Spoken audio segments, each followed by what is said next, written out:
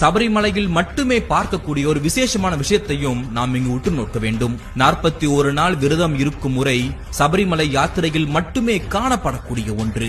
வேறு எந்த கோவிலிலும் காண முடியாத கடுமையான விரத முறை அது. அடர்ந்த காட்டிற்குள்ளே வனவிலங்குகள் தாக்கும் அபாயத்திற்கு மத்தியில் நடை பயணமாக 60 கிலோமீட்டர் செல்வது என்பது மிகவும் கடினமான ஒன்று. அப்படியாகத்தான் சபரிமலை ஐயப்பன் கோவிலுக்கு அன்று சென்று கொண்டிருந்தார்கள். கேரள கட்டுமான முறையையும் தமிழ்நாட்டின் சாஸ்தா வழிபாட்டையும் இணைத்து இரு மாநிலத்தின் ஒற்றுமை சின்னமாக இருப்பது இன்று சபரிமலை. மற்ற கோவில்களைப் போல தினமும் அல்லாமல் ஆண்டிற்கு வெறும் 120 நாட்களுக்கும் குறைவாகத்தான் அந்த கோவிலின் நடை திறந்திருக்கும். சபரிமலைக்கு மற்ற கோவில்களைப் போல குறிப்பிட்ட வருடங்களுக்கு பிறகு கும்பாபிஷேகம் செய்கின்ற வழக்கம் இல்லை.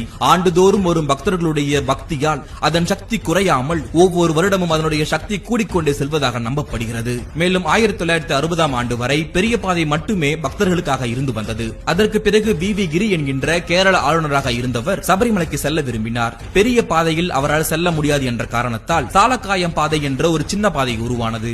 அதுவே இன்று சிறுவழி பாதை, அதாவது பம்பா பாதை என்று சொல்லப்படுகிறது. இன்று சபரிமலைக்கு செல்பவர்கள் பெரிய பாதை வழியாகவும் இந்த பம்பா பாதை வழியாகவும் தான் சன்னிதானத்தை அடைகிறார்கள்.